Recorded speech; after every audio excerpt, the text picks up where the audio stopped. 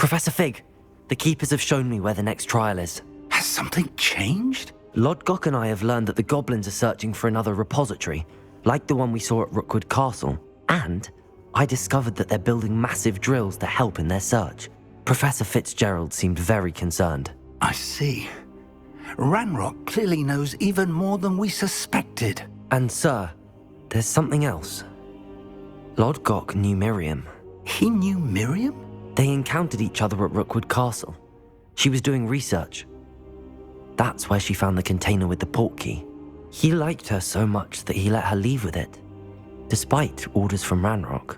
I don't know what to say. She could win over almost anyone. I want to hear more of this. And, in fact, I'd like to speak with Lodgok directly. But we've no time now. Where is the next trial? Believe it or not, it's in the headmaster's office. Incredible. All right.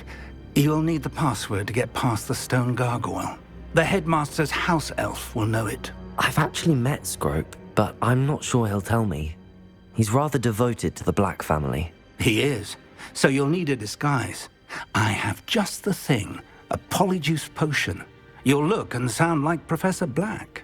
Wait, doesn't Polyjuice Potion require a bit of the person you want to change into? And take ages to brew? It does. So how do you already have Polyjuice Potion to change into Professor Black? One never knows when such a thing may come in handy. Let's just say I felt the need to be prepared for anything after my fruitless trip to the ministry on his behalf. Now, time is of the essence. Drink up and I shall explain more.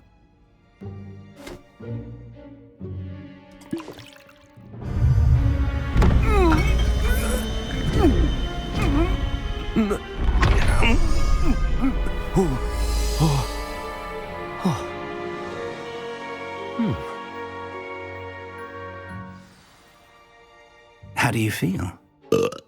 Incredible. I won't forget that taste anytime soon. How do I sound? Convincing. I've taken the liberty of transfiguring your robes. As we discussed, you'll need the password from Scrope, who could be anywhere in the castle. You might look for Professor Kagawa. She's taken to badgering the poor elf about Quidditch in the hopes that he can convince Black to change his mind. Thus far, unsuccessfully. I see. But what if Professor Black sees me? Leave him to me. I shall tell him where to meet a liaison from the ministry in Hogsmeade. That should give you plenty of time. Thank you, Professor. I suppose we'll meet again in the map chamber. It's rather strange to hear gratitude coming from Professor Black. I'll see you there. Now to find the headmaster's house elf.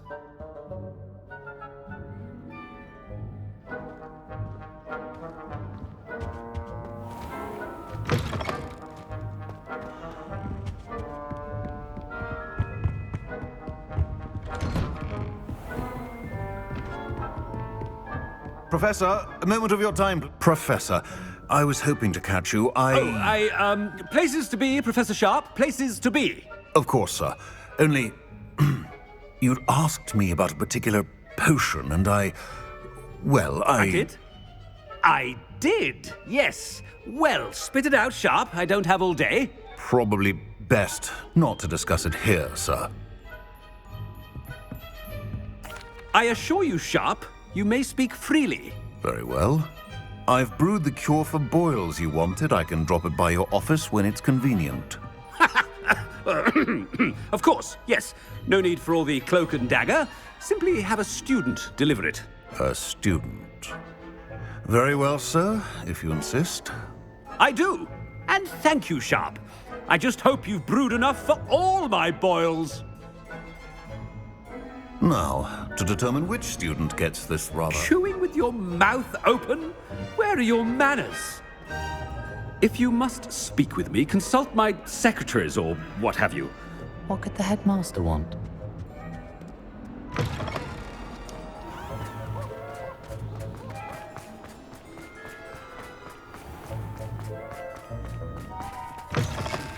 Greetings! I mean, out of my way, children. Professor Black, how are you, sir? Mr. Gaunt, where do you think you're going? I beg your pardon, sir. I'm simply on my way outside. Taking the day off, eh? Typical student, wasting the hours away. I have to write 20 inches on Dittany and its uses. Was heading to the greenhouse. Ah, yes. Mixed with bubo tuber pus makes a fine mustache paste. Yes, mustache paste. I find. Are you feeling all right, sir? You don't seem yourself. I assure you I am quite healthy, Gaunt. If I need a medical diagnosis, I shall head to St. Mungo's. Stand proud, pureblood. Something is very wrong with Professor Black. Dittany... Professor, a word? Professor Black, again, it is not too late to reconsider your decision regarding Quidditch. We could still have trials and a somewhat shortened season. It would be better than none at all. But the injury, Madam Kogawa. Professor, more than one student has taken a bludger to the head on our pitch. I dare say it knocked some sense into them.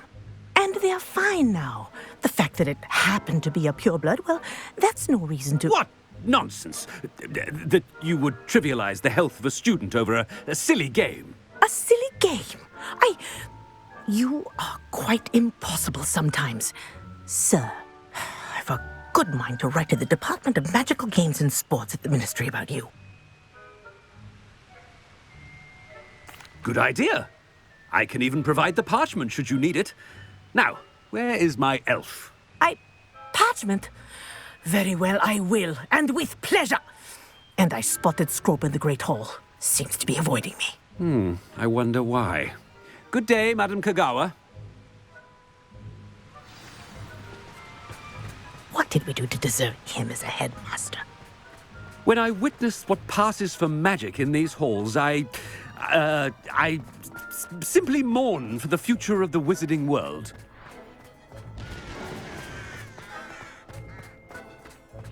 Wish I could sneak I hope it's not about anything I've been doing.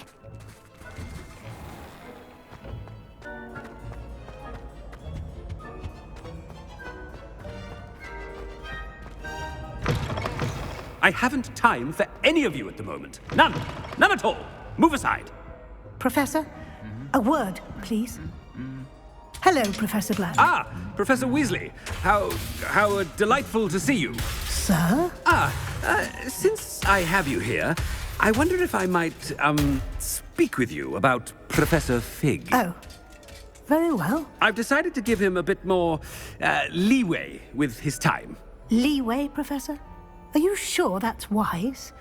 I confess I do worry for his students. He's rarely here as it is.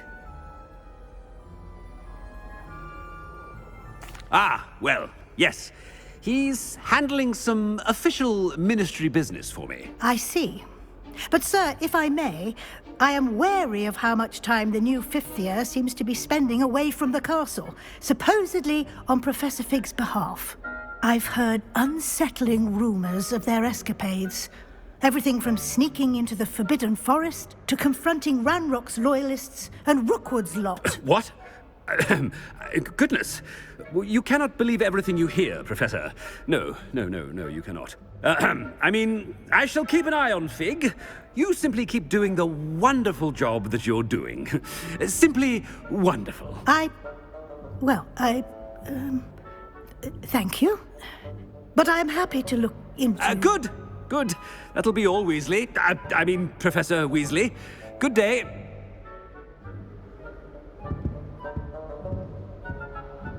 A wonderful job. Leeway for Professor Fig. I shall never understand that man. That ought to give Professor Fig some breathing room.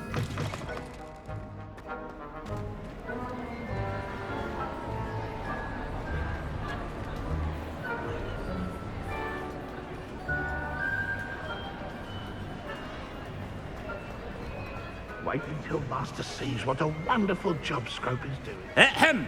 Attention, students! I hereby decree that the Great Hall be forthwith decorated in the stunning banners of Slytherin. I shall be taking no questions at this time. Or ever.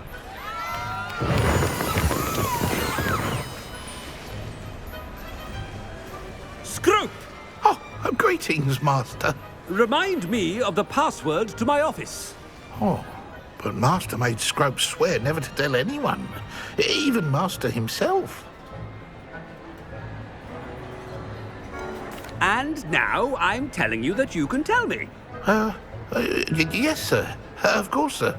Scrope begs forgiveness. It is the Black family motto, Master.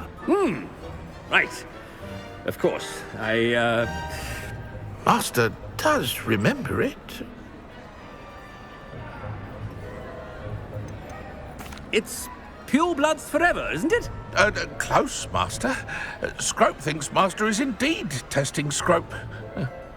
It is always pure. Obviously.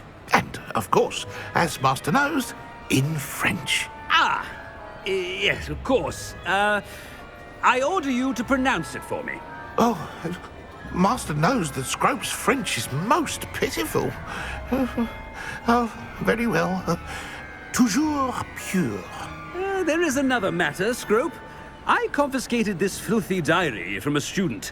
It smells of squid and seawater. Oh, Apollonia's diary. That is quite a surprise, Master. What do you wish Scrope to do with this treasure? Rubbish. Whatever you wish, Scrope. It's your treasure. Now, off with you. The polyjuice potion's wearing off. I best get out of sight.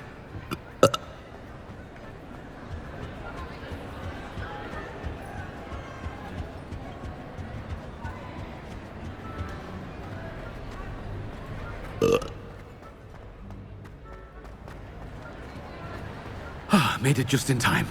It's wearing off. Fig was right.